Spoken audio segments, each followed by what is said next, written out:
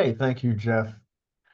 I want to welcome everybody to the first of our series on this new growers workshop.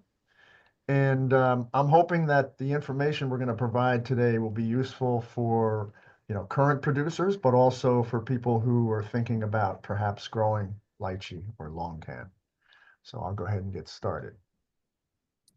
Uh, so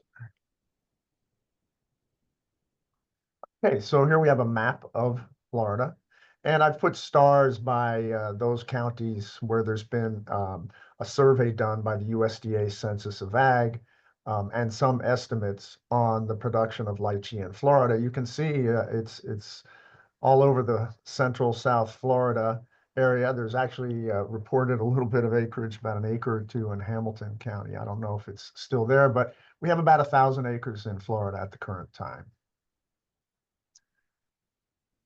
So lychee's in the Saponaceae. It's related to longan, which you're probably familiar with, and rambutan as well. Its origin is southern China, northern Vietnam, and Malaysia. Um, it's You still do find feral trees in southern China and lowlands and in elevated rainforests. It is distributed throughout the subtropics of the world and also in highland areas in the tropics. So first thing is, if you're growing lychee or if you want to grow lychee, is you need to understand the optimum and the limits of growing lychee because of the environmental parameters. So the optimum temperatures for growing it is between about 32 and 92 degrees. Mature trees, and I'm talking about mature trees, can be damaged by temperatures 21 to 28 degrees, and a lot of factors play into this. The duration of the freeze, how many times it freezes, how cold it actually gets, and for how long. In contrast to that, there is some potential for damage from extremely high temperatures. And also, you may be able to grow lychee, but if there is a late spring frost, you can end up killing the bloom and the fruit set, and you wouldn't get fruit. So you need to take those things into consideration. It is moderately tolerant to constant winds and to flooding, although it will not grow and produce well if it's consistently in wet conditions. Um, and it depends also on whether the water is moving or is stagnant as well. It does not tolerate salinity very well. And it is somewhat tolerant of drought, but best production occurs where it has access to water and nutrients during especially the flowering and fruiting period. Sometimes low relative humidity or high temperatures can reduce the fruit set and the number of female flowers. And sometimes what happens is we get a late season flowering, and generally it doesn't set much, or if it does, the fruit doesn't develop very well. So here's just some examples of lychee production. This is in Highlands County and Homestead. Okay, so there are actually 3 subspecies. I'm not going to go into this other than to say that the one with the star is the one that's really grown commercially throughout the world. So these can be, large trees. You're talking about 30 feet or plus, which you wouldn't really want to do, but they can be very large trees. If you had seedlings, they have a tap system, but really commercially, people are growing air layered trees for the most part. So they generally have a more superficial root system. Okay. They're evergreen trees. They do lose their leaves slowly or quickly, depending on environmental conditions.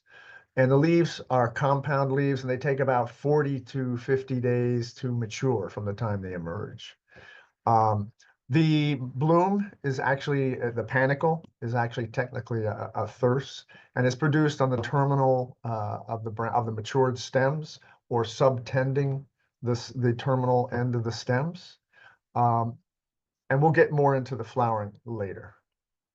And flowering takes place over about a 6 to 12 week period generally. Okay, so it is grown in a range of soils and a range of climates, and I don't have to go through all this, but Mediterranean type climates, humid subtropical areas, high elevation areas, And it does well in well-drained soils. Pretty wide pH tolerance, 4.5 to 7.0. And soils that are poor to moderate fertility are best. So grove infrastructure, we don't have to go into depth other than that, you need to prepare the land, especially if you require drainage. You're going to have to put in either beds or the drainage system or tiles, contouring, things like that. Also for cold protection, you need to think about what type of irrigation system you have, what access to water do you have, how much water do you have access to, whether you're going to try to protect trees if there is a freeze event with ditch flooding or irrigation system type thing, irrigation, cold protection. Groves are generally lined out in north-south direction for optimum light exposure, although you can be successful planting it east and west as well. As I mentioned with irrigation, so you generally want to have an irrigation system for watering and possibly for fertilizing and also for cold protection if possible. Drip irrigation is not going to provide that.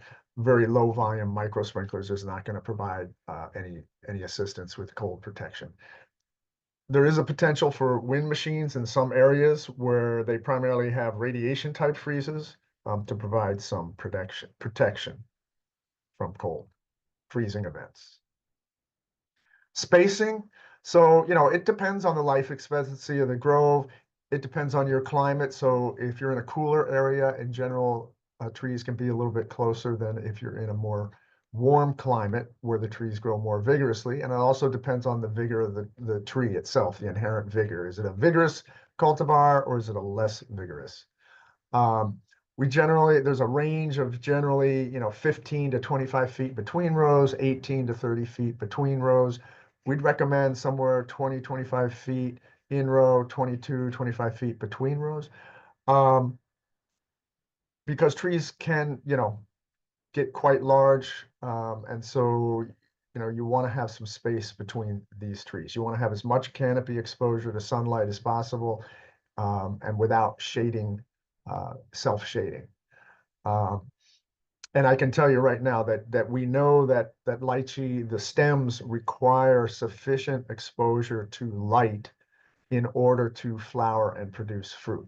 So you can have a large canopy, but if it's not receiving sufficient light, it may or may not flower and it may or may not set fruit. And you can see this with large trees when you look around, especially in dooryards.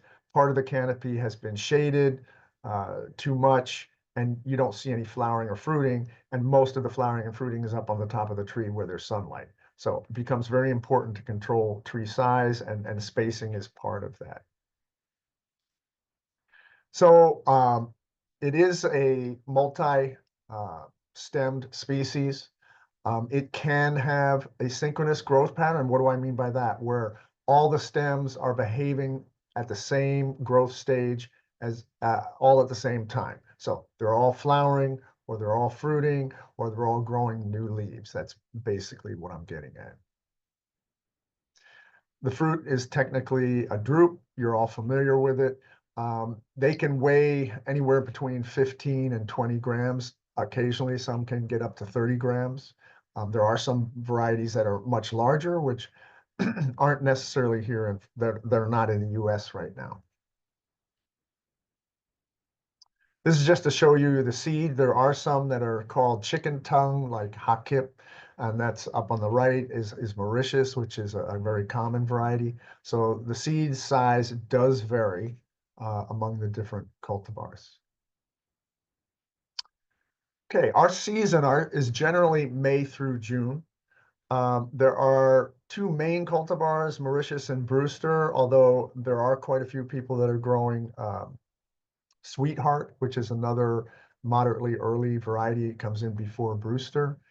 So there's really three varieties, I'd say now. Percent fruit set varies from no fruit set up to about 50%. The maturity of the fruit is determined by its color, the size, the taste, the aroma, and the sweetness. So here I've got in red the top 3 cultivars that are being grown in Florida right now. And then the next 3 that are being grown are highlighted in black. So Brewster, Sweetheart, and Mauritius. I would say Mauritius and Sweetheart are probably the top ones. Then Brewster, and there are a few people growing Emperors, Hot Kip, and Kaimana. And many of these varieties have been evaluated here in Florida, and this is sort of how it's washed out so far. Just to show you some pictures of the different varieties. And early large red, there's Emperor up on the right, Hot Kip on the upper left, Kaimana on the bottom left. And so, and on and on. So you see the different potential varieties. And okay, so as I mentioned earlier, the primary way they're propagated is by air layering. They can be grafted, although it's not common. They can be chip budded onto a rootstock. The issue has been with grafted trees is that the seedling rootstocks that are used, the trees, their behavior, their vigor, their production is greatly influenced by the rootstock. So you end up trees with a lot of variability because of the rootstock. So it's not common to see a grove that is a grafted grove because of that. Top working, likewise, is not a common event either. Okay, so some of the climatic adaptations, we mentioned some of this earlier, but we need to go into more depth about this. So in general, you need temperatures above about 50 degrees in order for the shoots to grow. And the root growth ranges between when the temperatures are somewhere between about 55 and 82. Floral induction occurs on the matured shoots after it's exposed to fall or winter temperatures, somewhere 65 day, 59 night or below. And excuse me, I'm sorry.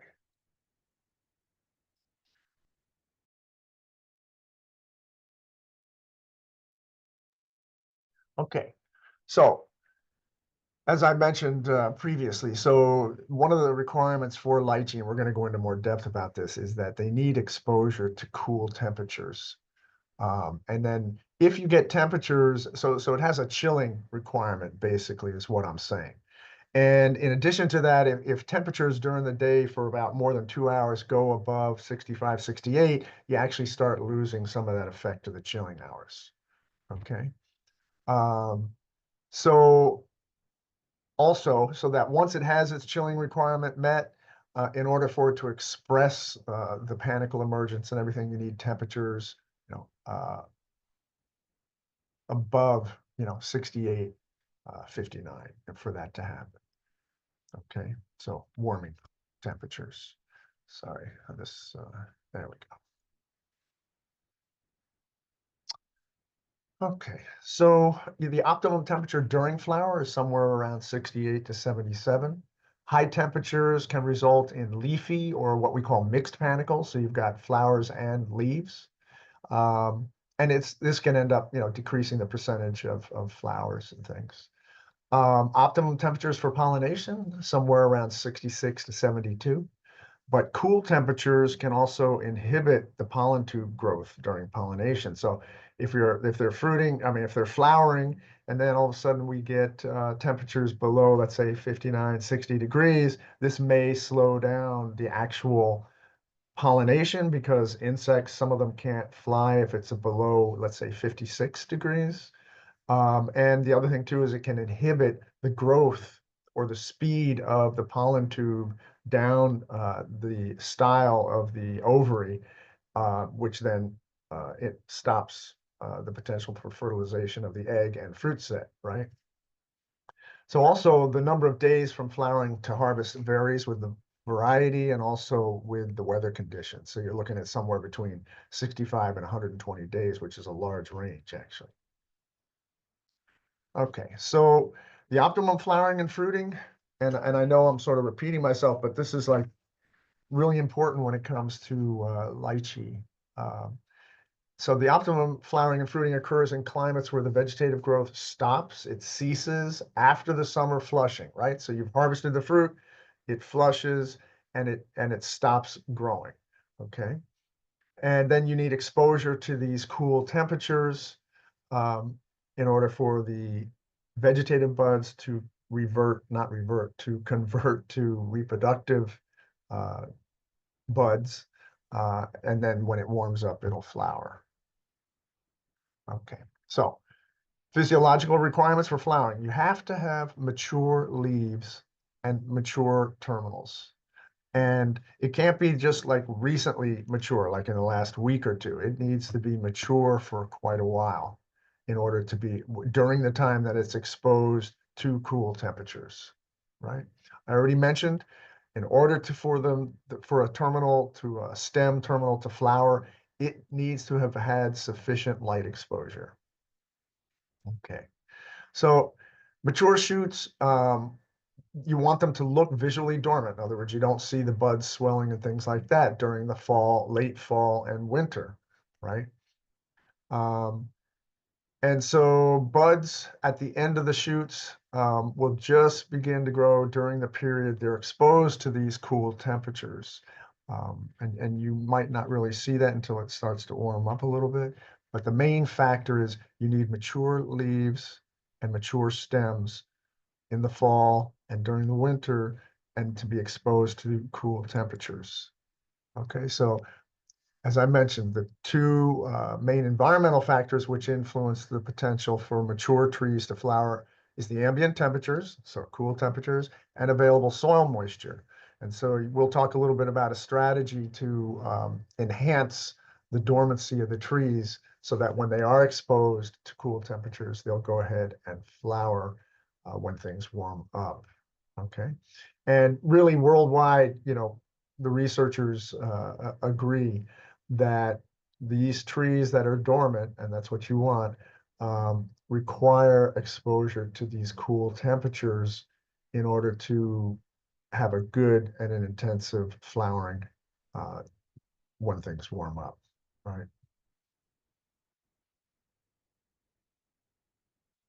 Okay. And I've already mentioned the two things. Uh, Previously, I talked a little bit about available soil moisture, and again, we'll talk more about that in a minute. Um, and here we are, is again, temperatures is a main thing, but also drought stress. So you want to have dormant trees. You want to have dry soil conditions so the tree is not growing. It enhances the chance that the tree is not going to be growing during the winter. And then you want exposure to those cool temperatures. So here's sort of the thing. So vegetative growth ceases after the summer vegetative flushing due to cool temperatures, but also dry soil conditions are beneficial for stopping the tree from growing. So after you harvest and you prune the tree, you turn off I'm talking about mature trees now. You turn off the irrigation um, for the most part, and you want that tree to slow down and not repeatedly put out new leaves. You want maybe one flush, and that's it, right? During the winter, then it'll get exposure to these cool temperatures, especially in Florida. It's going to be December, perhaps parts of January, where it's getting that cool temperature exposure. And as the more north you go from Homestead, the more chance you get to get exposure to cool temperatures that can induce blooming, right? Then you want moderately warm temperatures during the spring, and then followed by higher temperatures as the fruit develops. And you can see this chart that I've got here. Uh, and this is June, July, August. So that's how I'm starting this chart on through May, right? And then here's the key. FD is fruit development, FDH is fruit development and harvest, right? So you can take a look at that and see this is sort of the scenario. This is the scenario. Okay, let's talk about the botany of the flowers a little bit. So there are three types And some articles you're going to read, they call them type 1, 2, and 3. Most articles are calling them M1, M2, and F. M1 is a functionally male flower. It looks like it has some female parts, but it's functionally male. And then M2 is functionally male as well, even though it has some parts that look female, right? And then, of course, the functionally female flower. And there's generally a sequence of flower opening. So in general, the first M1s open, and that lasts about 10 days. Then the M1s and the females are open for a short period. Then the M2s are open for a period of time. And then the female and the M2s are open, and then the M2s are open. So there's this overlapping of the male flowers with the female flowers, and that's when you get the pollination and then fertilization, right? So here's what it looks like. So you can see the male flower M1 there. Then there's the female flower in the center, and the male 2 flower. The best pollen, the most viable pollen, comes from the M2 flowers, actually. And the anthers on the female flower actually do not dehisce. They don't release any pollen. It's not viable. Just to show you some pictures, this is M1 flowers. You can see it here and here, right? And then here's the female flowers here, you can see. All right. Here's a close-up. This is an M2 flower. Here's the anthers. This is the non-functioning female parts. And then here's the female with the non-functioning male parts. And this is the female flower. There's usually 2 ovaries. Sometimes both are set. In general, just one of them sets. And here it is. So here's fruit set. And then here's early fruit development and then fruit development. Okay. So we did an analysis looking at cool temperatures for flowering induction for lychee in Florida. And it was just a very simple model, but here it is. Here's the temperatures of exposure to the trees, and then this is the number of hours required. I think this is an overestimate on the number of hours that are required to change those buds from vegetative to reproductive. But this was a model that we did, so it's just sort of a guide. So you can see, the warmer it is, the more hours it takes to be at or below those temperatures in order to flower, okay? So, and as the hours below, let's say 55 or 60 increase, the potential fruit set and flowering and yield increases, bottom line. We also did an analysis just taking the 30-year mean monthly temperatures from November through January. And we did this over a 5-year period. We didn't control for tree age, plant growth stage, during cool inductive temperatures or cultural practices. So we surveyed 12 groves or orchards and looked at what was the relationship between the 30-year mean for, as I said, November through January, and whether they and what type of yield they had, right? And so, as I mentioned, this is for over a 5-year period. And we found that years with the average or below 30-year average temperatures for November to December temperatures had higher Mauritius lychee yields than years with above average November and December temperatures. So that's sort of just the bottom line.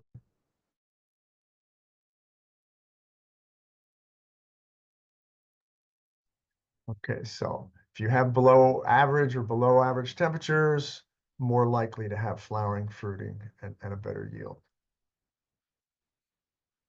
Okay, so just to sum this up, what are the factors that need to coincide in order to flower? So here's the months of the year again: June, July, August, right?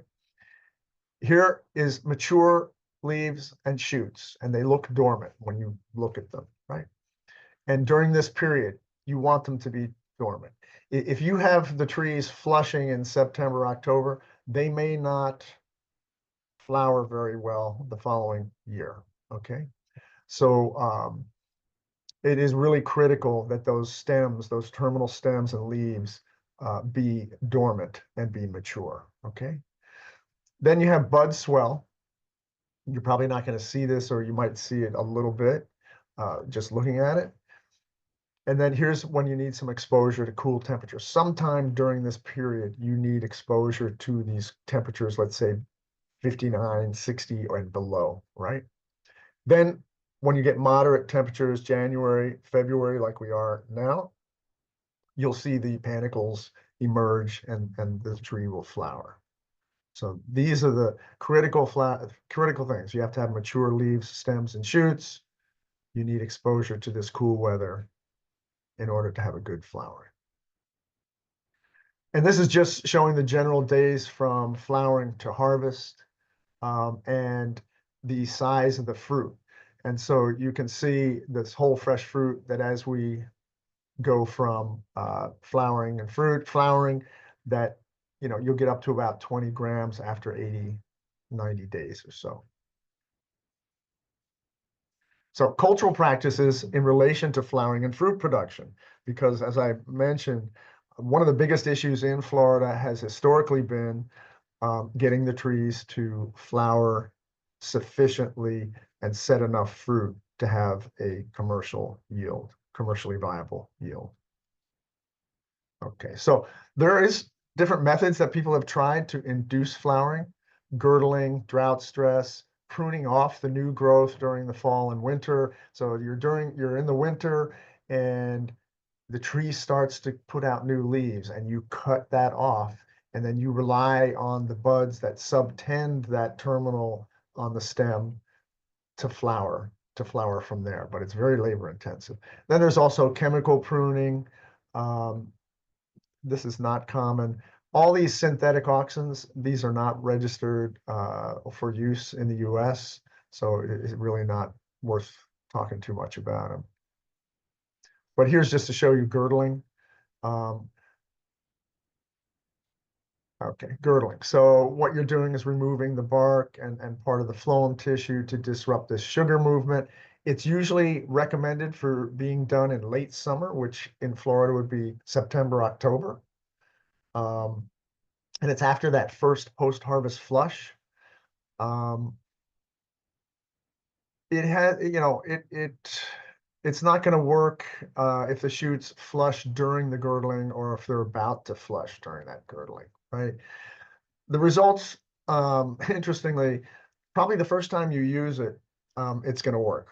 After that, it generally is inconsistent in whether it works well or not, right? So it can also, if it's done too drastically, it can end up with branch dieback and some decline in the tree. So it's not really a consistently viable method, at least so far. This removing the flush, as I said, and you're trying to rely on these buds back here in these shoots. So you're cutting this off and you're hoping that this will be exposed to sufficiently cool temperatures before it starts to grow. But it's very labor intensive. You have to go in and clip every single shoot, right? And again, it's not always successful. You have to time it. And also you have to hope that when you cut that off, that subsequently you're going to have cool weather exposure, which will induce these buds back here to flower. This is a chemical removal with the Thefon. And so here's this new shoot coming out, and you're going, oh my gosh, I'm not going to have any flowers and fruit this year because it's starting to flush. And they've used the chemical to kill that new flush.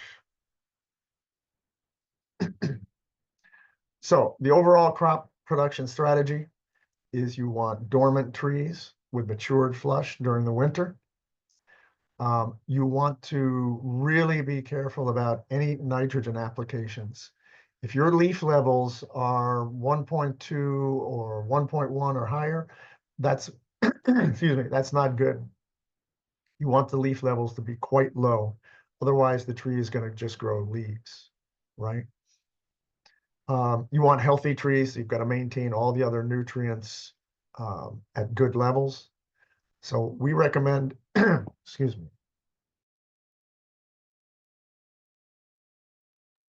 So To get the trees to enhance the chance that the trees are only going to flush once, maybe twice after you harvest, is you want to stop irrigating the tree after harvest. Unless you have severe drought, you really don't want to be irrigating these trees. You want that tree to flush once, maybe twice, and then stop growing. So you want the tree to basically go dormant, right?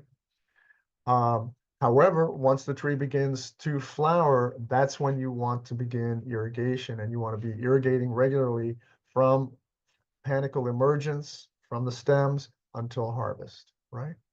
You also want to have an appropriate tree size control program to maintain canopy light exposure over the whole, as much of the canopy as possible, right?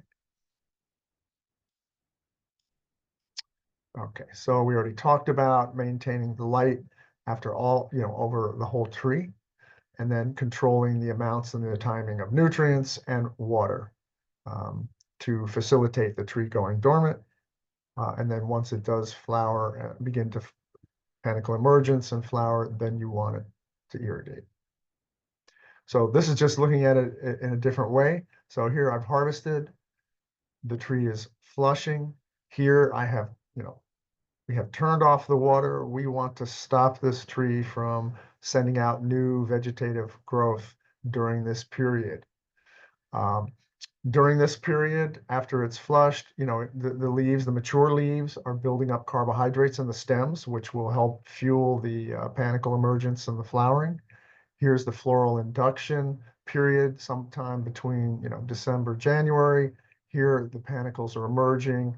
You're getting flowering and fruit set here, and then your fruit development period, and you're harvesting here in June. So that's basically the scenario you want. We look at the lychee production practices. So you'll notice I have an asterisk by the nitrogen. You may not need to apply any nitrogen. In fact, if you OD your tree with nitrogen, it may take several years to work that nitrogen out of the system. And you just end up getting leaves and new shoots. So you need to be really careful with your nitrogen applications. The trees do definitely need, potassium and especially potassium and phosphorus. And this potassium applications in here are to help with fruit size and also to replenish the tree's potassium levels. The minor elements, anytime during these warmer periods, is when the minor elements in Florida are mostly taken up. Once you get into the winter, the tree is not as capable of taking up these nutrients because it's generally less active in its growth and ability to take up nutrients, whether that's from the ground or from the leaves, right? As I mentioned before, irrigation is important from panicle emergence through harvest. And you'll notice I'm not irrigating during these other times of the year. I'm talking about mature trees now, and that we don't have a devastatingly bad drought, right? Insect control, you need to be scouting during the winter. There is a Lepidoptera, the lychee webworm, which will bore into the panicles, the emerging panicles, and you won't get any fruit set. You won't have any flowering or fruit set because it kills it. So you need to be scouting for this. And if you need to control it, you need to control it. It's generally pretty easy to do. You just need to be paying attention. Some of the varieties are more susceptible. This is our rainy season, obviously, are more susceptible to anthracnose, Mauritius being one of them. And so you may, in your area, depending where you are, if the disease pressure is high, you may need to be controlling for anthracnose. And then here's this harvest period here. And then what I'm suggesting and what I recommend is, so you've harvested the fruit, and I realize that you are pruning the tree when you harvest the fruit. However, not every stem is probably going to have fruit, right? So you skip clipping those stems. So in actuality, the tree stems are going to behave differently because you've clipped some stems, you haven't clipped others. So the tree is growing asynchronously. It's not all on the same page. To do that, after you harvest, you should come in and prune the tree purposely to try to prune every single stem. This way you're resetting that clock. The entire canopies should be behaving the same, right? You've cut all the stems, now they're all going to synchronously grow, right? And then for Florida here, we do need to be vigilant about potential freezing temperatures, right? So this is just to show you. So here's recently matured shoots. Here's new shoots and leaves. And back here's some mature leaves and stems. So this is a tree that is, on different pages. And so it's not synchronized. And so its potential for flowering and fruiting and producing a large yield is greatly reduced. Okay. So how to fix asynchronous growth? I think I've already mentioned this. And that, if they're not synchronous, poor flowering potential, low yields. So prune the trees annually after harvest. And we're talking about pruning stems that are 1 to 2 inches in diameter, no larger. If you prune larger stems, more likely the tree is going to flush more than once, right? You also, as I mentioned, you really want to restrict or eliminate any nitrogen if that's, a problem. You want to emphasize the micronutrients, and as I mentioned, I've repeatedly, restricting or eliminating irrigation after harvest. So I'm talking about, in general. So here we are pruning, and so we're synchronizing this canopy. Okay. So, the positive effect of mild to moderate drought stress is that it can help you reduce the number of flushes, synchronize the shoots. And this also may, if you have all the shoots behaving the same, and if everything like this year, 2025, we had a lot of cool weather. This really, when it begins to push panicles and flower, we have an intense flowering. And this increases the potential for a higher yield, right? Okay. So there are critical periods for irrigation, and I've mentioned this before, at flowering and fruit set, during fruit development. And then, if there is, during the cool period, severe drought, you may be justified in doing a little bit of irrigation. I wouldn't do a lot, just enough to keep the tree to be okay. Critical periods, as I mentioned, for dry, during late summer and fall to limit that vegetative growth, and then during the fall and winter exposure period to cool temperatures. And I know some people are going to say, well, I've irrigated all winter this year, and the trees flowered and are flowering like crazy right now. And this goes back to the research that was done to show that the most important thing for flowering is exposure to cool temperatures. Cool temperatures trumps everything else in the way of drought stress having an effect. You can't replace the cool temperatures really with drought stress to induce flowering. The drought stress just sort of enhances the response to the cold temperatures because the shoots have been dormant longer. And so you can be watering all winter long if you're going to have cold enough temperatures, cool enough temperatures, which inhibit the tree from growing vegetatively. However, if you're irrigating during the winter and we don't have really cool weather to stop that tree from growing, then you're probably going to grow leaves. Okay. So I understand that. Okay. Pollination. It's mostly done by honeybees here. There's also been some work to look at enhancing pollination with bumblebees. And so there's been some work on that. And as I mentioned, fruit set ranges somewhere between between 0 and about 16%. I know previously it had said 50%. I've got to take that out. That's not right. So the fruit set's, pretty low, but there's hundreds or thousands of flowers. Lychee is self-compatible, so it can self-pollinate. However, there has been some work to show that having different cultivars near each other, not every other tree, but near each other, can improve the percent fruit set. This was some work done in Israel using Floridium, which is a variety, and and also Brewster. Okay, so plant nutrition and fertilizer. So they actually, the thing about moderate to poor soil fertility is a good thing. Why? Because if you have highly fertile soils, especially if it has a lot of nitrogen and inherent nitrogen in that soil, the tree is mostly just going to grow vegetatively, leaves. But by having poor soil, soil that's, maybe excessively drained, doesn't hold a lot of water, doesn't have a lot of fertility, you can control the growth of the tree because you're the one supplying the nutrients, you're the one supplying the water, right? Having said that, leaf litter and mulching is beneficial for lychee trees. As I said, you want to base your fertilizer, your nitrogen especially, on the leaf levels. Somewhere 1.1 to 1.4 would be maximum leaf levels. If it's above that, it decreases the chance that you're going to have a good flowering the next year. Okay. And if you do apply nitrogen, you want to be very low rates and very judicious in how you apply it. Okay.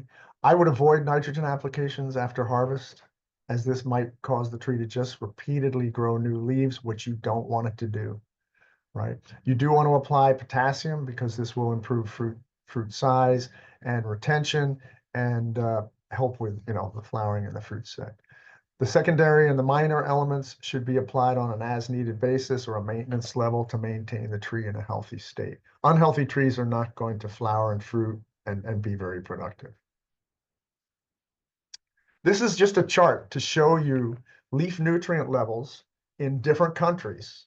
And you'll notice that these ranges in, let's say, nitrogen overlap quite a bit through most of these countries. And remember, they've got, different soil types, different fertility rates. So this is sort of shows us that there is sort of this inherent amount of most of these nutrients, which are similar no matter where you're growing them. But this can help you guide, whether you're deficient in iron or you're excessive in manganese or whatever it's going to be, but also these leaf levels, right? And there was some work done by some of the researchers here, which really found these leaf levels, you really want to be somewhere around 1.1, 1.2 for nitrogen in Florida. Okay, a little bit more on pruning.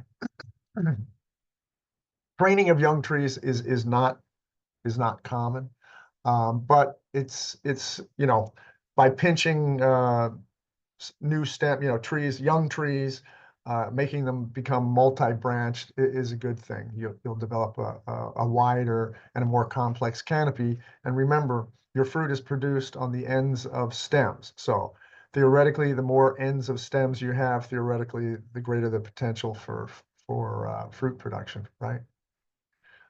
And so you guys know the reasons for tree size control, and I've mentioned before, really to maintain the light levels and the production on the lower part of the canopy, right? You don't want a big tree that's shading itself out. You're losing the production on the bottom of the canopy so that your first fruit is at 15 feet. That's just not a good way to go. It also has to do with hurricanes.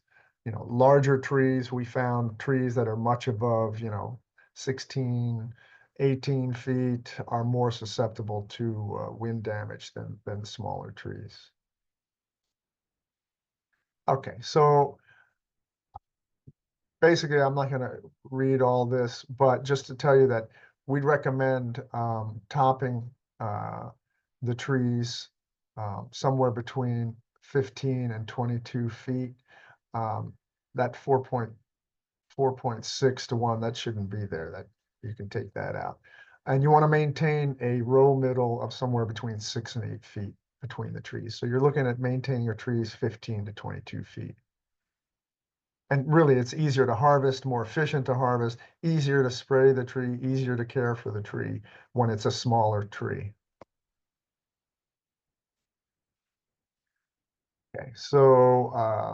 Okay, so again, maintaining, using mechanical pruning to maintain the light from the bottom to the top of the canopy and synchronize the growth is really the way to go. Selective pruning is not real common with lychee. It can help, but mechanical pruning is probably, well, at least here in Florida, easier. And again, you've seen this before, so synchronizing this canopy. And even the picking machines really can't do much good above, let's say, 20 feet. So you really don't need or want large trees. Okay, so they'll generally begin, young trees will generally begin to produce fruit after about 3 or 4 years. When you look at the history in Florida, the average yield is quite low. And again, this is because of the problems we have had with getting the trees to flower. So our average, if in a historical perspective, is about 50 pounds per tree, which is really not good. Um, they have the potential, depending on the tree size, of 100 to 400 pounds per tree. And so you really, as I keep mentioning, need to pay attention to your fertilizer and irrigation and when you use fertilizer and irrigation, right? Um, we would consider 130, 150 pounds per tree would be good. There's some very large old trees which may get, 900 pounds. That's really unusual, and that would be a very, very large tree, which I'm not advocating people have. So again, this is the lychee practices, just to remind people. Here's some of the harvest indices. So they are picked on aroma, their taste, their flavor, their sweetness, the color, the diameter of the fruit. And so you really, you're out in the grove trying to determine when it's ready. You need to, smell the fruit, you need to taste the fruit, and you'll know when it's ready. Here's a picking machine up over on the left. And then here's, picking here. Here's picking with a grove, with a ladder, tree ladder. And there are some holes that you can use that will clip the fruit and hold the fruit. Here's the boxes of the fruit. A lot of times they are picked with leaves. And in some cases, people want to see the leaves in the boxes because if the leaves are green, they know it's fresh. If the leaves are brown, they know that the fruit is not as fresh as when it has leaves. Having the leaves can sometimes be an issue with shipping to some places. It just depends. So you need to look into that. And then this is more of the picking here. This is a small, this was a small operation that they put in their own cooling line. So here they're spraying the fruit down and they're going to be dipping it into an ice bath to get the field heat out of it. And there's been work to show that if you can hydrocool this fruit quickly, you will prolong the post-harvest shelf life of the fruit. Here it is here.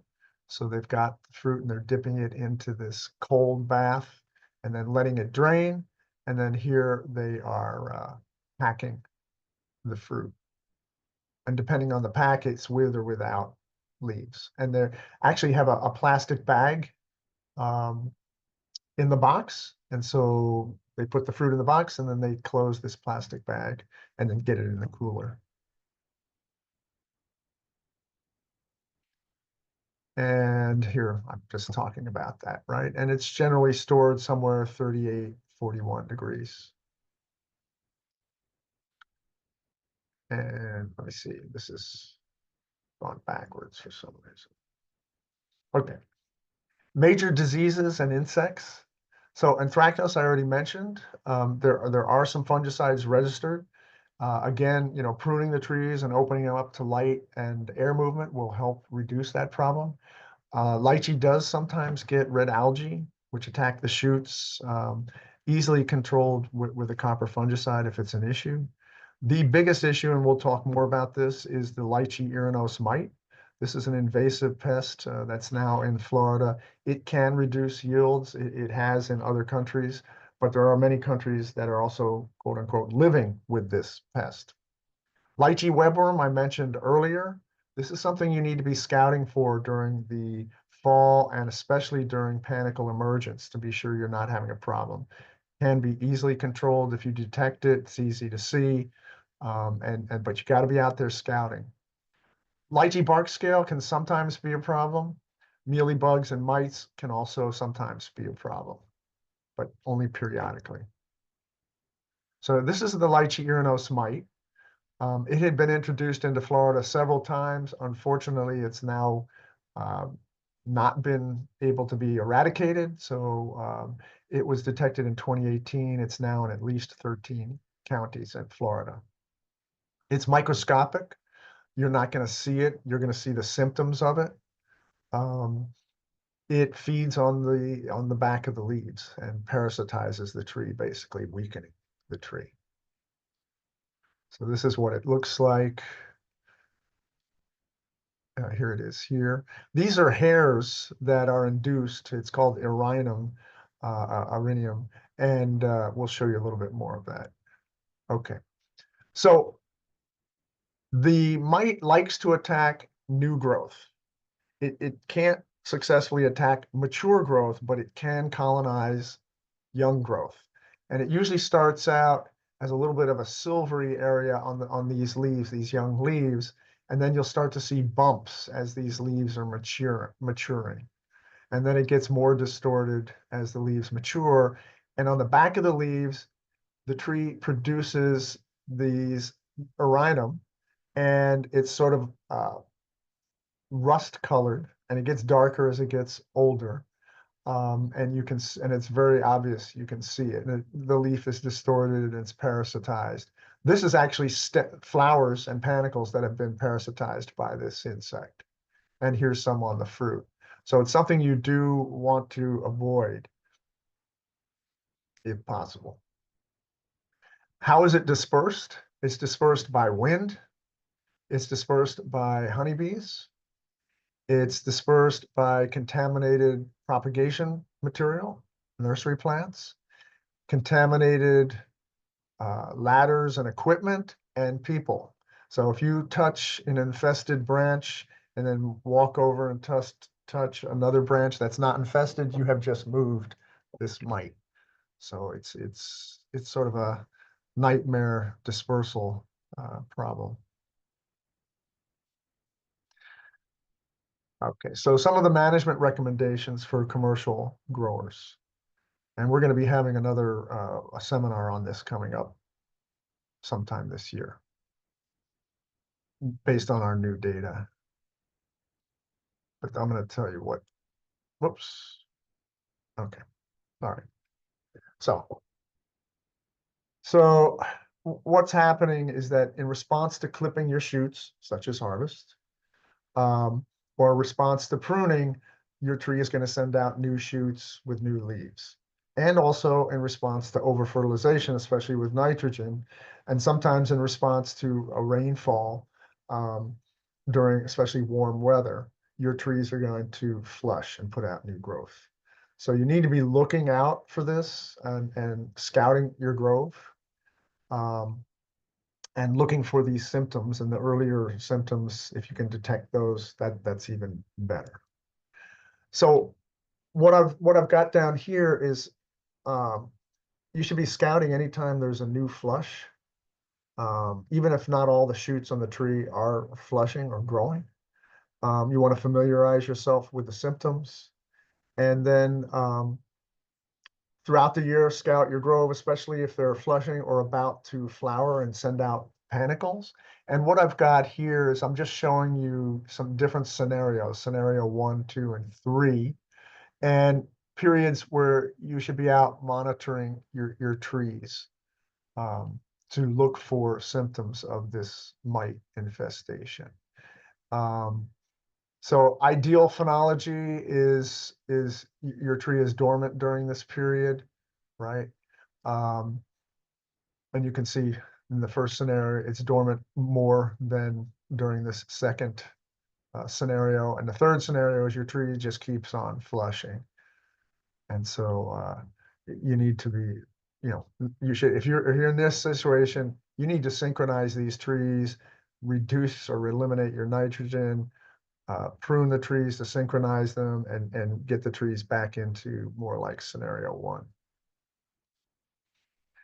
So inspect the young leaves. If you see this silvering, which I'm showing here, or small blisters, or the small puckering on the leaf, these are sort of some of the symptoms you can see. It's a little hard to see, but you'll know that the mites are there.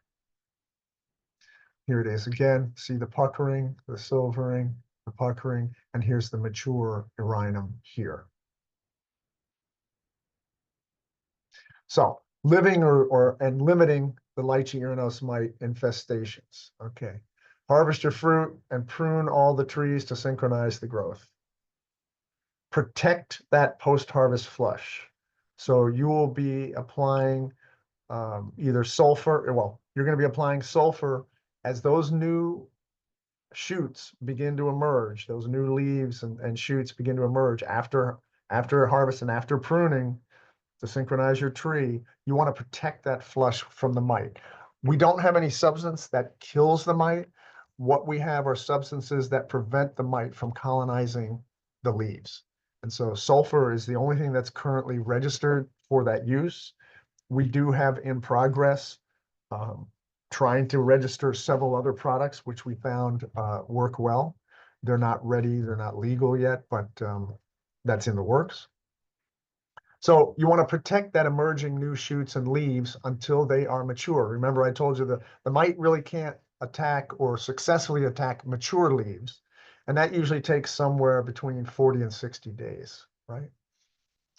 So you want to begin these sulfur applications at emergence of these new shoots, at emergence, right? And you want to continue until the leaves are fully mature, 40 to 60 days, right? And then I wouldn't, then you're probably okay. You're going to have one mature flush that is healthy and not colonized. Hopefully the tree will not continue to flush, but it may not be practical to continue to try and protect those subsequent flushes. However, when the trees begin to push out their panicles and flowers, sometime between December and April, you want to begin the sulfur applications at panicle emergence, right? A lot of times the panicles will emerge with some leaves, right? And remember, this mite likes to attack young tissue, young panicles, young leaves. And you want to apply the sulfur until the fruit is set, okay, and those leaves are mature, right? We'd also recommend you want to apply the sulfur in the late evening or at night or early morning to reduce the potential for damage, especially to the flowers. We have sprayed them during flowering and not seen an issue, but by spraying it at those times, you're avoiding high temperatures, which can add to the stress of a sulfur application. Also, you want to try to avoid periods of high honeybee activity, and that's during the day, right? So it also suggests that once the fruit's set, stop applying the sulfur, right? It probably, you probably won't need to keep applying it during fruit development.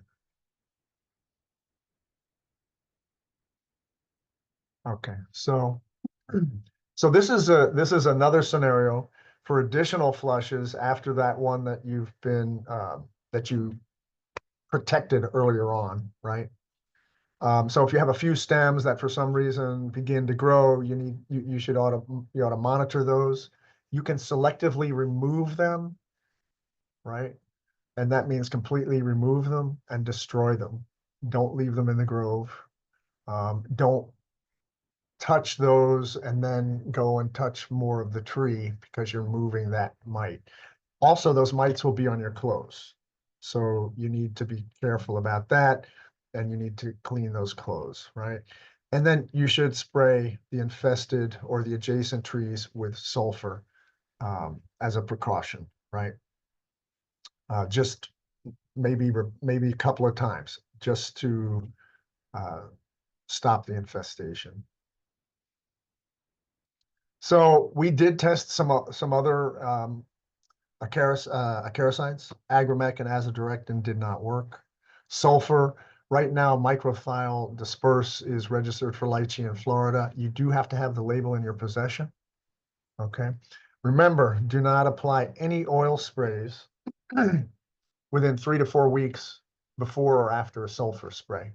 And also high temperatures can also be problematic when you're spraying sulfur. Okay, so I don't know why this is repeating this, but for some reason. Here's some other issues occasionally. Bark scale, you can see the tree on the right is suffering from the colonization by these bark scales. You can see the shoot die back. Sometimes an oil spray can help eliminate and control these bark scales. They also cause leaf chlorosis because the tree is suffering. And here's just to show you, so here's some of the scale actually embedded in this bark. And some of the symptoms as well. Also, the Sri Lanka weevil can sometimes be a problem. and this is more of a problem on young trees that are trying to get established than it is on mature trees. And this is something called scaly bark. It really looks bad, but it's actually not causing any harm to the tree. So I wouldn't worry about it. You might see it, it's pretty common, but it's not an issue where you need to try to control it. Sometimes you get some scales or mealybugs on the fruit. That becomes problematic. So you should be looking for these insects prior to it getting to this point, because this is much harder to control and may cause some post-harvest issues with, timing of the harvest and things like that. The lychee webworm, here's what I mentioned before. Here's the moth, here's the larvae. Here's what it does, it kills the stem. Red mites can sometimes be a problem. And this is actually, yeah, if it gets bad enough, it might need control. It'll be more during dry weather periods that it could be a problem. Sometimes you see this webbing along the limbs. These are sosids or bark lice, and they're not causing any damage. Can be alarming looking, but it's not a problem. Anthracnose, here it is, Mauritius. You can see, and this really ruins the fruit. Something that we have not determined what it is yet is coffee stain. And here you see anthracnose versus coffee stain. So we're not sure. We think this might be related to the water relations inside the tree and inside the fruit. We're not sure. Also, bird damage. So we've seen overseas some people bagging the fruit to keep the birds off. In Florida, people have in the past used some netting, and here's some bird damage. So that's something to think about. These are parasitic lichens. It looks like snow, easily controlled with an application of copper. Fruit cracking, and this is usually a physiological problem, and it may be that for a period of time during the fruit's development, the tree was not getting sufficiently irrigated. And what happens is the peel basically stops or loses its ability to expand, to increase its size. However, the pulp does not. And so the pulp gets a slug of water from irrigation or from rainfall, and then swells and it bursts the peel. So again, you need to pay attention to your irrigation during the fruit development period. Also, this is why I talked earlier about this late fruit set. And so this is what it sort of looks like. You go in, there's really either not a seed or just a vestigial seed, and it's sort of the fruit doesn't develop. Here's a normal fruit. This fruit's not developing, and that usually happens during a late fruit set. Okay, so I already mentioned about it. It has some moderate drought stress tolerance, moderate flood tolerance. And here's some of the solutions, right, for dealing with these or avoiding them as much as possible. Freeze, you can see the young trees have a higher temperature at which they get damaged than the mature trees, right? So again, site selection is key. You want to try to use irrigation or some other way to protect the trees if there is a freeze event. The trees really don't have a lot of salinity tolerance, so you've got to be careful about what water source you're using. This is just to show you freeze damage. This was during the 1950s at around a lake in Central Florida. So historically, people had tried to grow lychee and were growing lychee from about Polk County south. There was about 600 acres back in the 40s and the 50s. However, there were four freeze events, two in December and two in January. I think it was 1957 and 58, and ended up killing a lot of trees. And you can see the size of these trees. These are huge trees. And even though they were by a lake, they were damaged or killed. And so because of the frequency and the depth and the hours of freezing events subsequently in the 50s, 60s, 70s, and 80s, lychee production decreased dramatically in most places in Central Florida. So there was very little production in Central Florida, and most of it's been concentrated in Miami-Dade. However, as the temperatures have been warming and the number of freeze events, the frequency of freeze events and their depth and their duration have decreased, people are considering and planting lychee back into Central Florida. Again, you really need to pay attention to exactly where you're going to put these. You want it to be as warm a site as possible. If you're going to attempt it, I would suggest, small plantings and just try it out and see if you can deal with it. And avoid having a freezing event, right? It just seems to me that the even though less freezes, less frequent, and all that, we can still have a freeze event, and it only takes one night to kill your trees, and that's very true of young trees. So again, you need to really think about your site selection and what you're going to do in trying to protect the trees to get them to a size, 8 years old, 10, 12 years plus, where they can take a little bit more cold, right? So this is Palm Beach County. And what I was showing here, these brown you see here is from a frost event that occurred in Palm Beach County. And then some of the leaves showed this red vein, central vein symptom from this cold weather that they were experiencing and from this freeze event. But this is the more typical. You saw some of the newer shoots. The older shoots seemed to be okay, older leaves, but the younger leaves were killed. This is salinity stress, and you can see the tip burn and the marginal necrosis around the edge of the leaves. And this is where the water source is saline. And so they're irrigating the trees with saline water. Here's the tip necrosis, typical of salinity stress. It's very hard to deal with. Flushing the soil profile to push the salts, away from the root zone is one strategy. But if your source of water is contaminated with salts, it's really not going to work very well or be a sustainable method. So that's something you need to really pay attention to. What is my water source, and what is the salinity content of that water source? Is it suitable for growing the tree?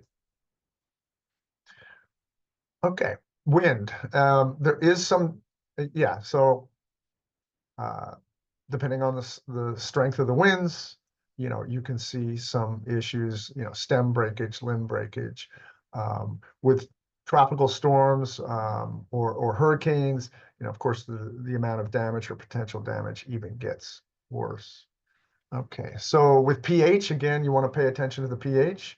If you've got a very high pH, you may have minor element or even secondary element like magnesium deficiency. And so you can take care of that with, foliar sprays or special drenches, right? So you need to know what the pH is of your soils. And this is just a little bit of information on the nutrient content of lychee fruit. Um, it has some antioxidants as well, which is a good thing. And uses, for Florida, we're growing a fresh fruit. We're really not growing it for processing or freezing or canning or anything like that. There is a book, and if you're going to get serious about growing lychee or longan, I would suggest getting this book. It's an excellent book, Lychee and Longan. It has a ton of information that would be useful to anybody either growing lychee or longan or thinking about doing it. And with that, I will stop. And if anybody has any questions. We're going to do the questions at the end, Oh, Jonathan, after the survey. okay, thanks. Yeah, sorry. Yeah, no problem. Thanks so much, Jonathan. That was super good. So Thank I'm you. going to go ahead and share. And I do see a couple questions in the chat, so we'll go ahead and get those. Let's see. I'm trying to share. There we go. And let's see. Is that good? No, I'm not, okay. I am seeing I guess it's full screen now.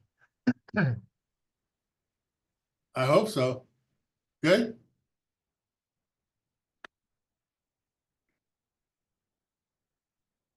Yes?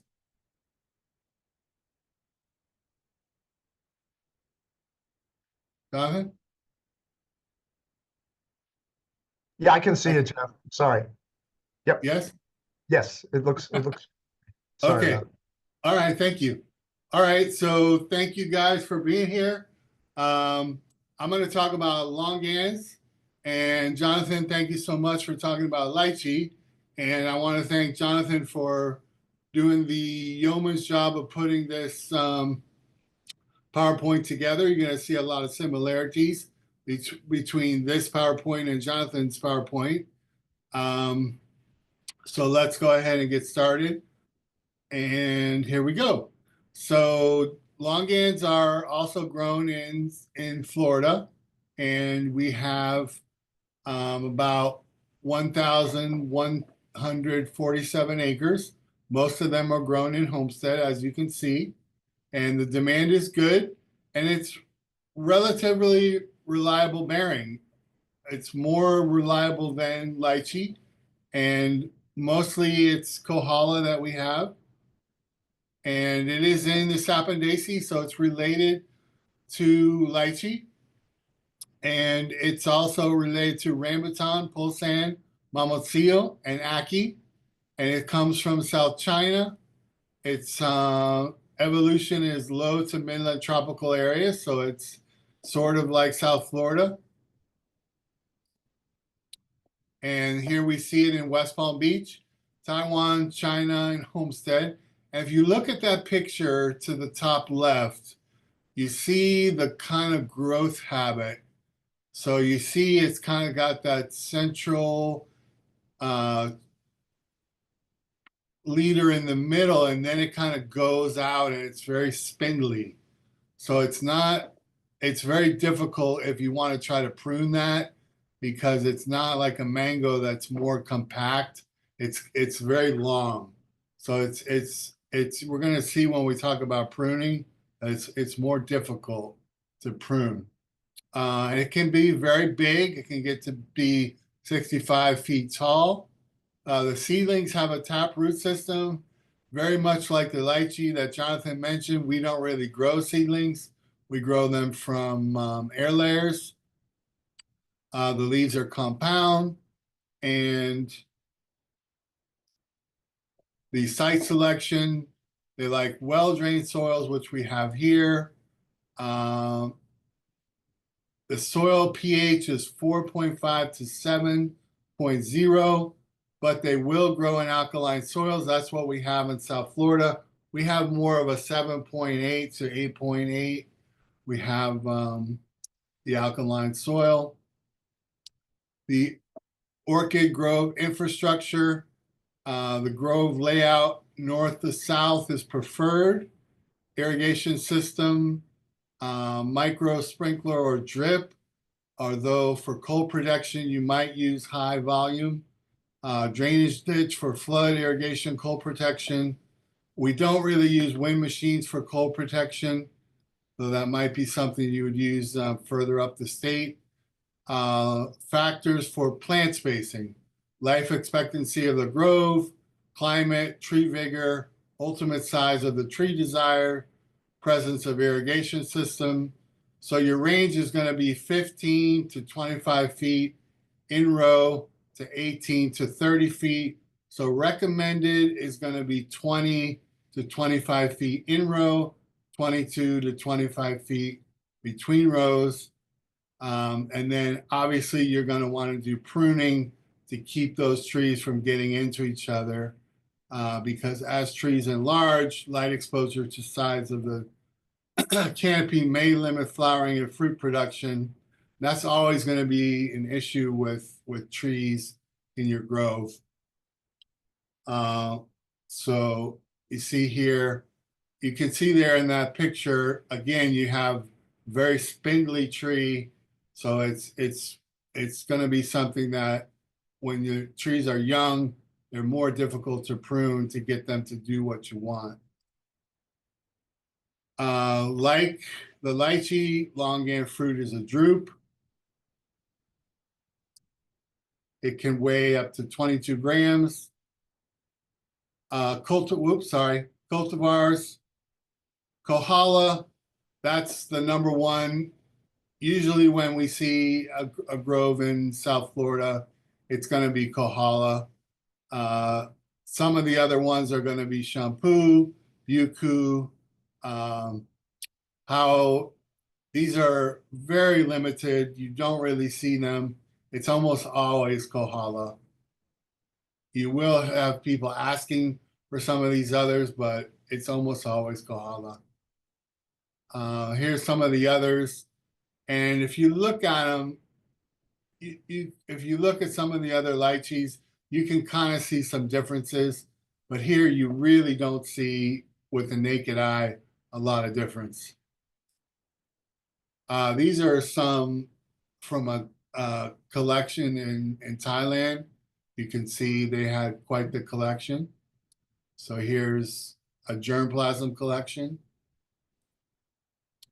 And here they had a display. It was really kind of cool.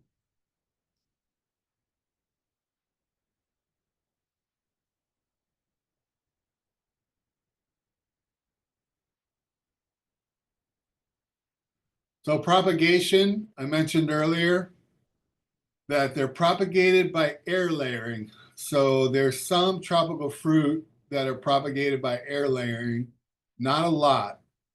So you have guava, you have lychee, and you have Spanish lime, also called mamacillo, and you have longan. Can't think of another one. Oh, and breadfruit. So those are the ones you propagate by air layering. Most of the other ones you propagate by grafting. Some of them, dragon fruit and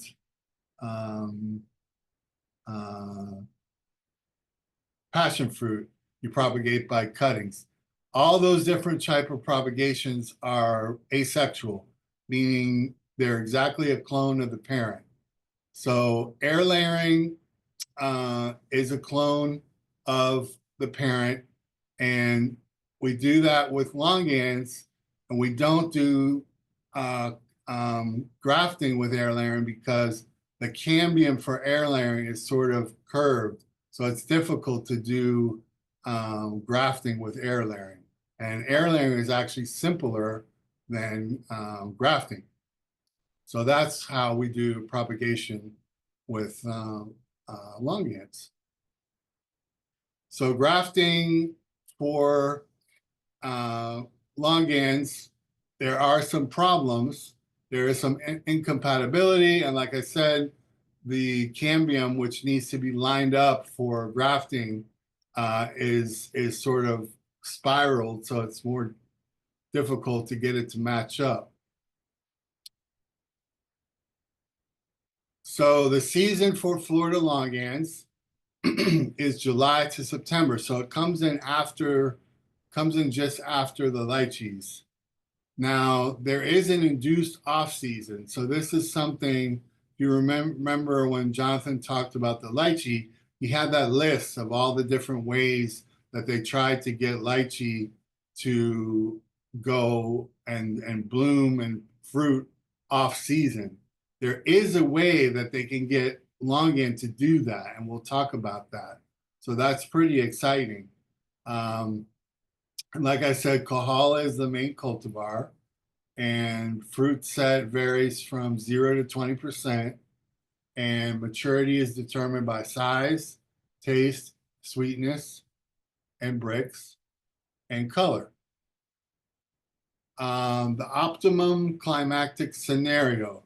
So this is very similar to lychee, mango, avocado. So basically, going into the winter, and I put that in quotes, the dry season, you want to slow down the tree. So you cut off the nitrogen, you cut off the irrigation, you're slowing down the tree, you're getting the tree to stop growing. Then you're going to kick that tree somehow into bloom. So the tree is just sitting there.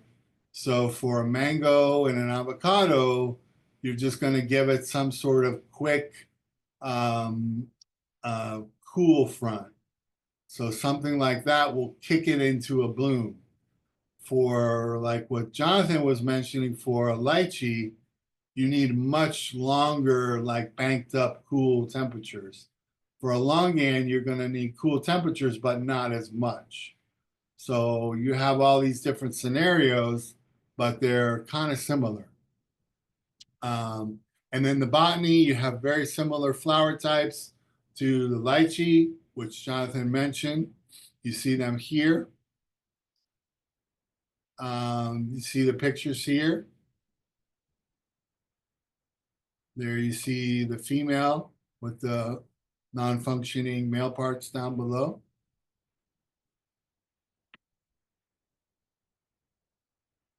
The pollinators, bees, flies, wind, and pollinated mostly by honeybees. Some growers will place hives in the groves. Do that as well for lychee.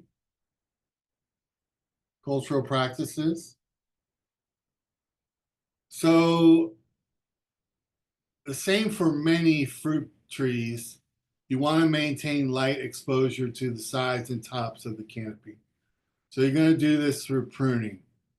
Pruning is very important. So you want to prune, and we're going to look at a picture of a tree that's pruned using machines, and it's going to be topping and hedging, but it's going to be pruned at an angle so the whole tree can get sunlight. We'll look at that later.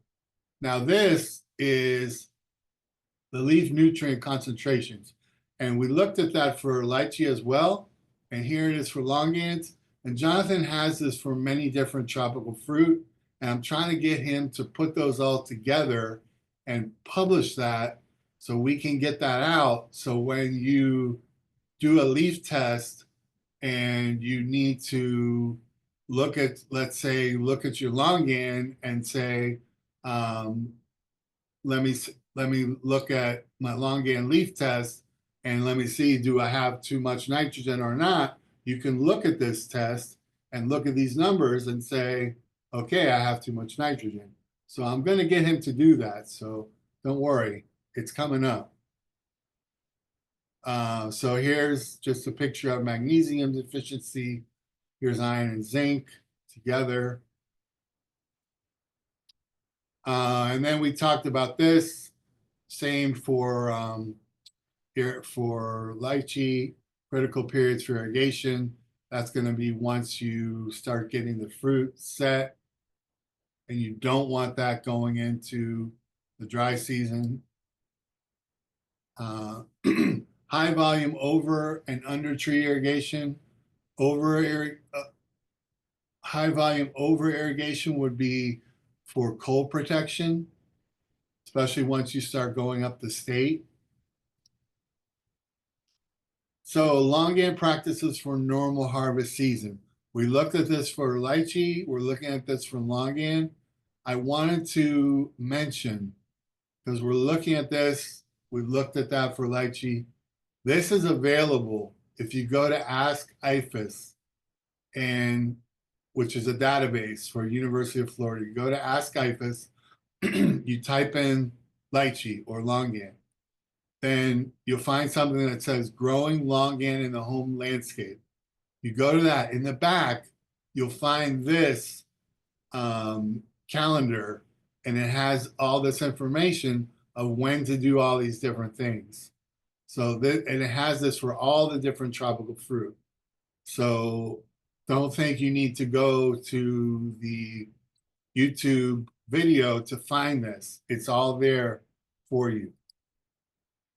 So tree training and tree size control. I've written a lot of documents in Florida State Horse Society on mango tree training, but I have a lot of trouble tree pruning lychee and longans because they just, like those pictures I showed you, they just want to shoot up. So it's very troublesome. Like it says right here in the first line, training of young trees is not common because they just want to shoot up. So usually you wait till they're bigger, and then you just do, right? You do, also, a lot of times they'll do this where they'll get asynchronous. Well, they're flowering in this top circle here. I'm pointing with my finger so you can't see it. They're flowering up here, and then they're growing new growth down here. So you want to prune the whole thing. So you do that here like this with a topper on the top left, and then a hedger down here on the bottom right. So this gets everything on the same page. Okay, and then if you look at the bottom left, you see this angle that allows, you see the top is further in and the bottom is further out. That angle allows the bottom to get sun and the top to get sun as well. So that angle allows it to, the whole thing to get sun instead of straight up and down.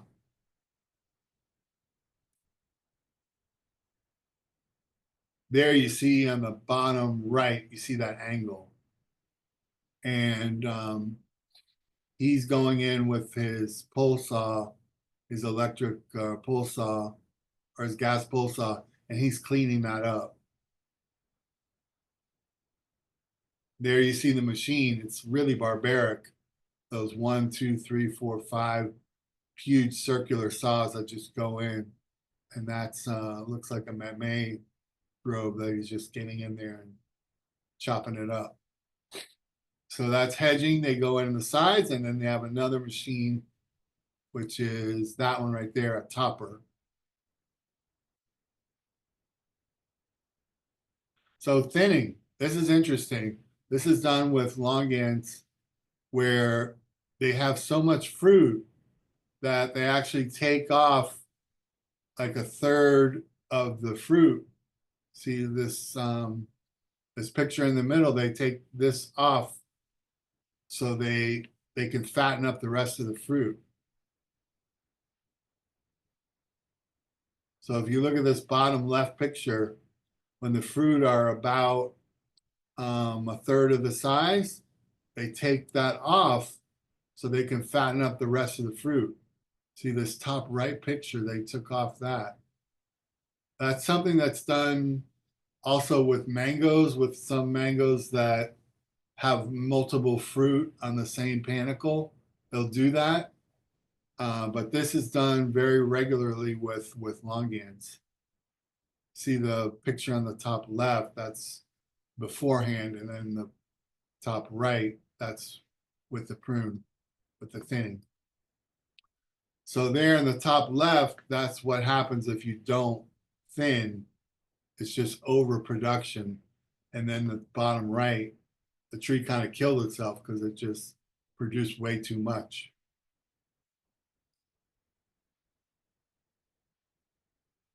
So young trees begin to produce about 3 to 4 years, and that's normal for most fruit trees.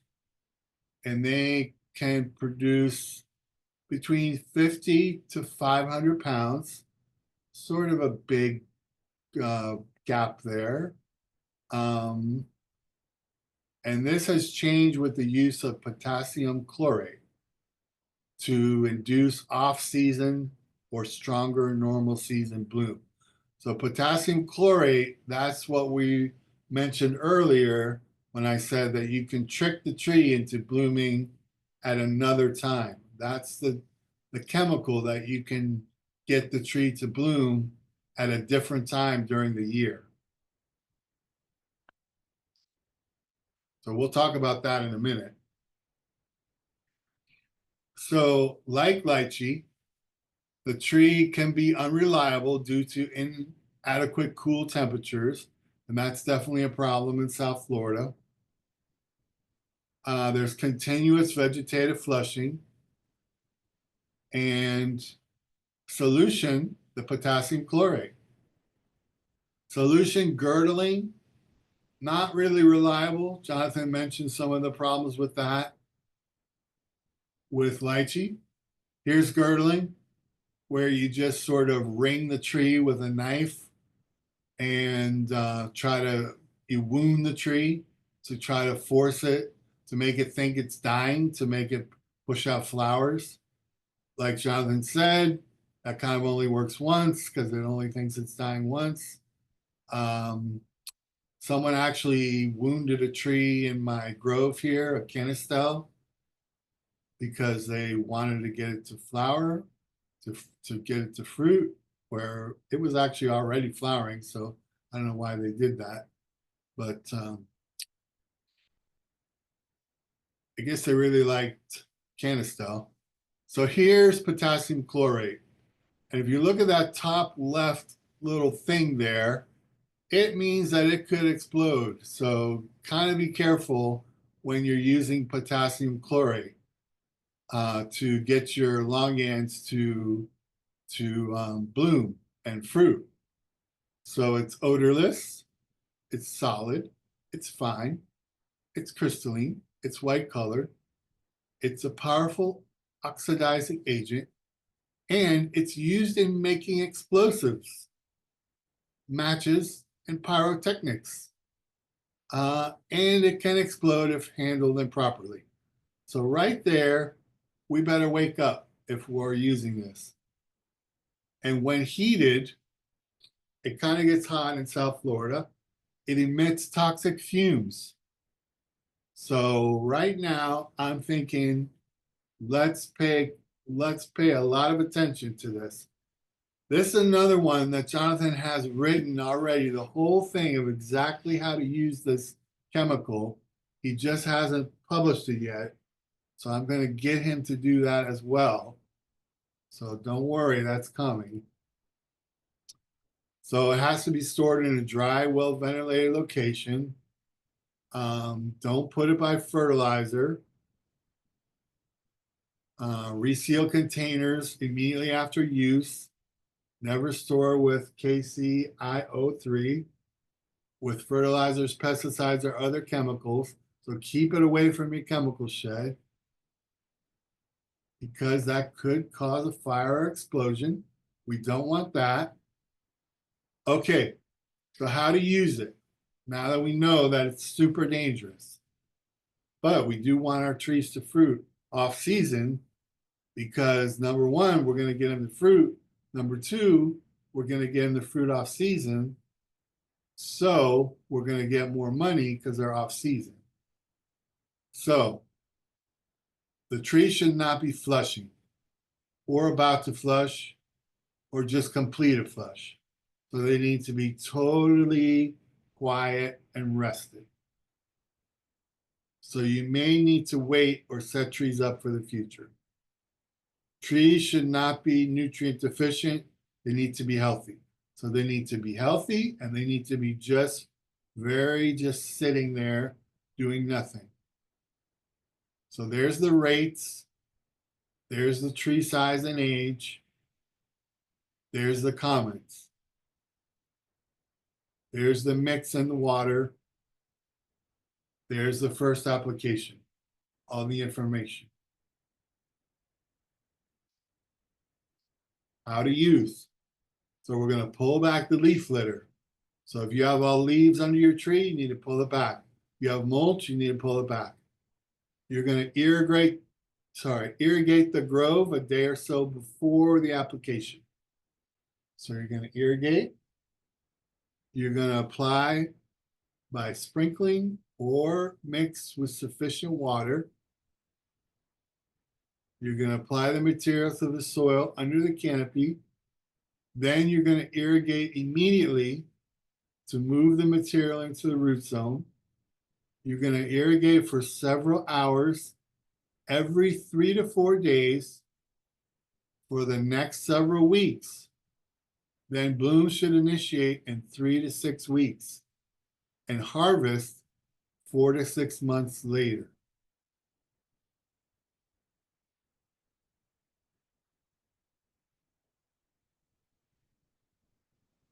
If you overdose, this is what it will look like if you soil drench or if you foliar spray.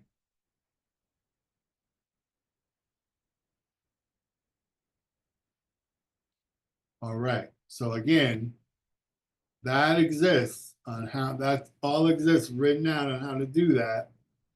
And I have it. So I'm willing to email it to you if you want. If you want to try to do this, email me and I'll email it to you. So when to harvest, it's based on, to move on to another subject. It's based on taste, fruit diameter, fruit color, fruit aroma. Post-harvest handling, you're going to pick carefully and place the bins in shade immediately. If available, hydro cool, forced air cool, sort and pack in boxes and place in cold storage immediately. Okay, diseases. Some of these are very similar. There you see red alga, parasitic lichen, the weevil, Sri Lankan weevil. This is the same one that attacks lychee. It's much worse. I think it's much worse on lychee than it is on longan, although it's worse on younger trees. And chemicals really can't get to it because it's so thick. The shell is so thick. So on the younger trees, you want to kind of put like a black sheet under the tree. And when you touch the tree, they fall. So you touch the tree all over, then they fall, then you squish them. That's the best advice I have for that. Lychee webworm, be on the lookout for that because that will destroy your flowers. Scales, natural predators. Here's the weevil. I say a black sheet because, or black umbrella, because you see they're kind of white.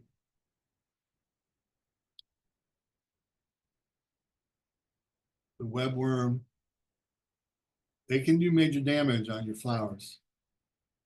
Scale, it can mess up some fruit. Red mite, mealybug will mess up fruit. Scale, mess up your fruit. Spider mite, false spider mite. This you see very much on lychee and longan. I've only seen it on lychee and longan, and it's very it looks it's very it looks just like this. When you see that on lychee and longan, it's 2,4-D. Like that's it. When you see that, it's that. So um, you can see it right away. It's easy to diagnose. So this one is not here yet. Luckily, beautiful.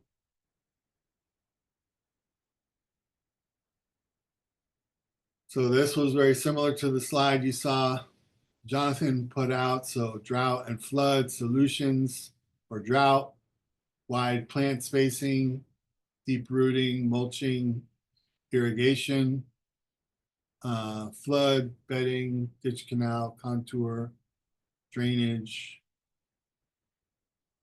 cold tolerance, site selection, cold tolerant cultivars, high volume irrigation, wind machines, salinity, which could be more and more of a problem, breeze damage, chilling injury. More people are moving tropical fruit up the state. They're trying things, which is good, but could result in some trouble. Lightning. Usually when you have lightning, you'll see an exit like this on the left.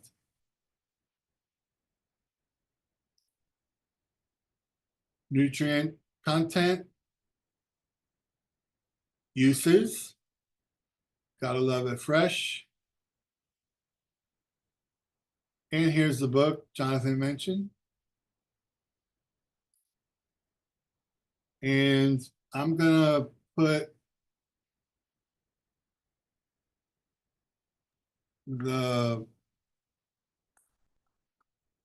I see there's a bunch of questions. So I'm gonna let Jonathan take all of those, but I'm just gonna put oops. I'm gonna, if you don't mind, I'm gonna get the survey.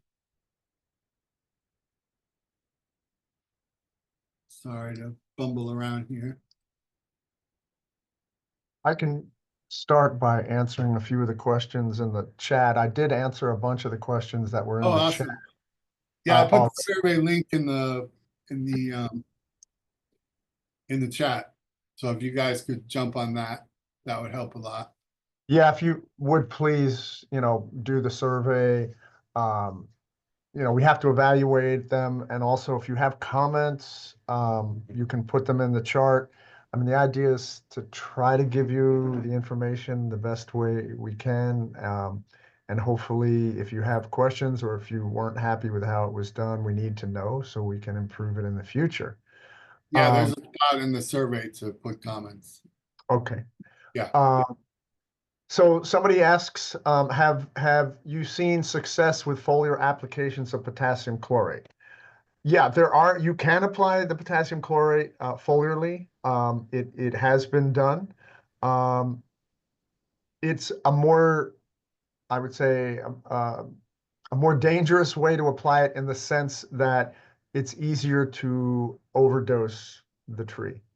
I have applied it foliarly. One time I did damage the trees. I wasn't really happy about that. I ended up toxic on the trees, and the panicles that emerged then the growth was deformed and did not work.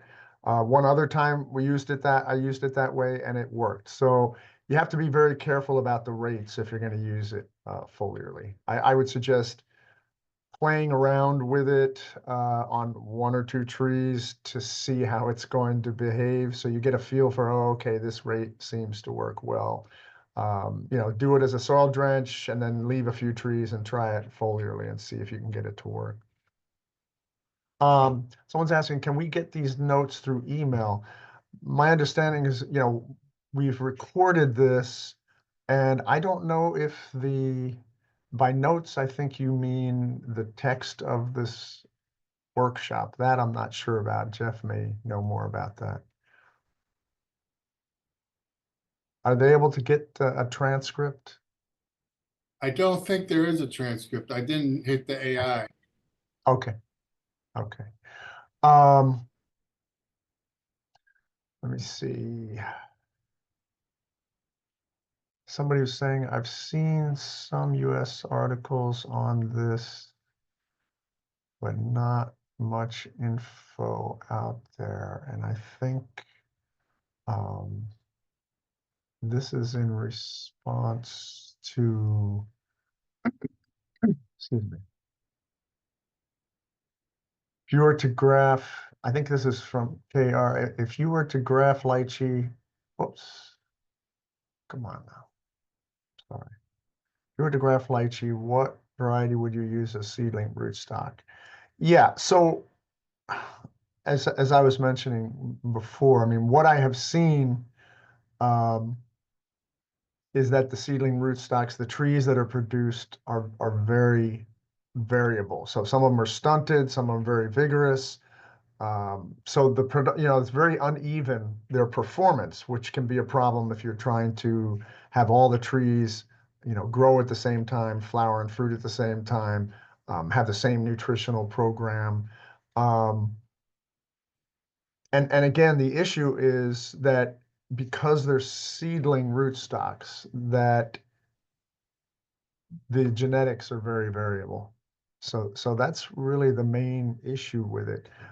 If I had to pick a cultivar, yeah, I know there has been some.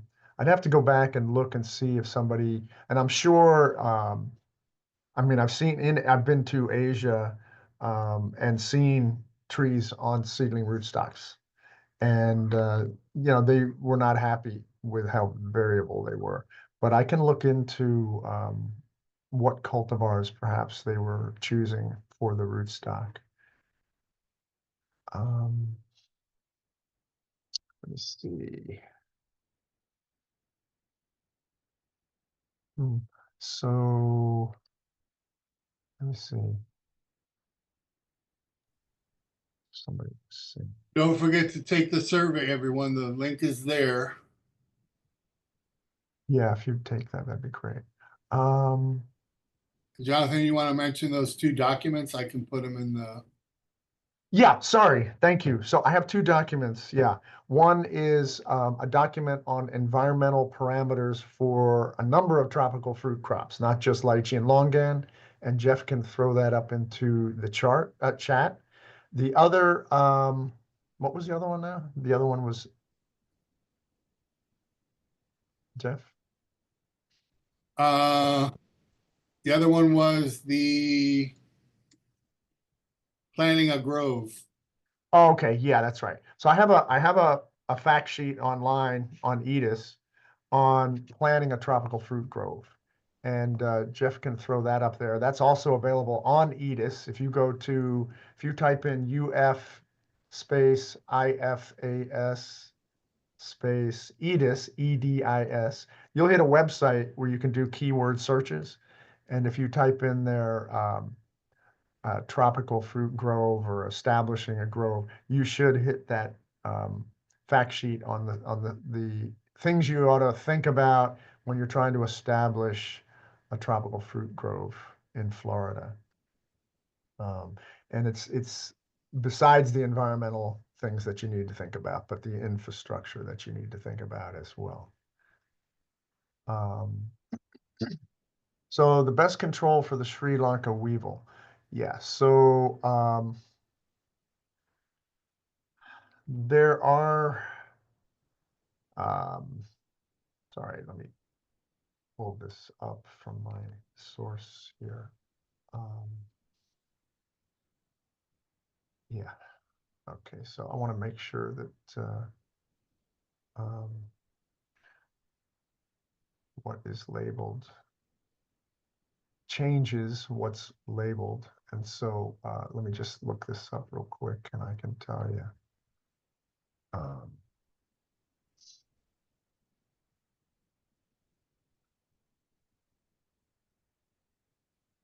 So,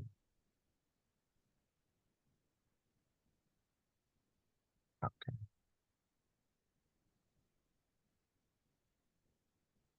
Sorry. It's going to take me a few minutes. If you want to, I'll have to look up this up. It might take a few minutes, so I don't want to hold everything up. If you want to know, and somebody, Manji. So Manji, you're asking, I can get a hold of you, Manji, and send you what is the latest conventional control for the Sri Lanka weevil. I can send that to you. So I'll look that up and send it to you, Manji. But it's been changing. So that's why I don't want to just say off the top of my head. Yeah, so somebody's asking, so I guess even without the taproot, if you keep them short, the trees have good hurricane resistance. Okay, so after a Category 5 storm, we found that Brewster seemed to break up more of the canopy than Mauritius, as an example. So there's some differences between the cultivars. But yes, we also found that if you had kept your trees, and I'm talking about mature trees, somewhere below, 18 feet, more like 15 to 18 feet, that more than likely the tree still was standing. It may not have had any leaves. It may have had broken branches, but the basic part of the tree was still there. If you allowed the tree to get, above that height, in our surveys, we found the trees, were either pulled out of the ground or toppled over, that type of thing. And that's, yeah, that's pretty much what happens. Same thing with air layered guava trees. So if you have air layered guava trees, if you allow those trees to get much above 7 or 8 feet, they're more likely to fall over or be pulled out of the ground. Where if you maintain them somewhere below 7 or 8 feet, the trees tend to stay in place. And those are air layered trees as well. So it's not just lychee that has that characteristic. Right. Any other questions, Jeff, or from the audience? Does anybody else have any questions? And, Don't you see it. can, I'm gonna put the survey one more time. okay. If anybody can click on it, just a 2 to 3 minute survey. Really helps us out.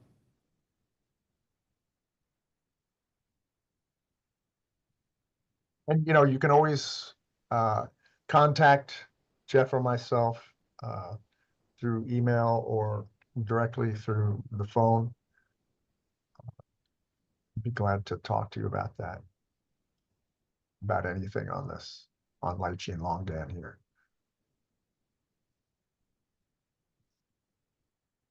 Okay, so I think that'll do it.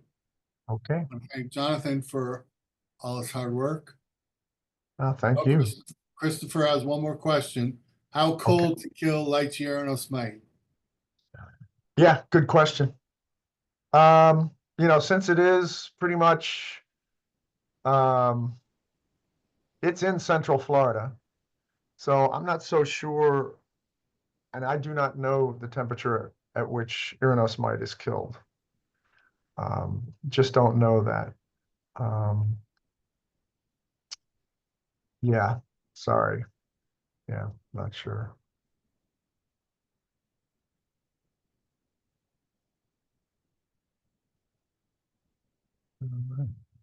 And with that, we'll say goodbye.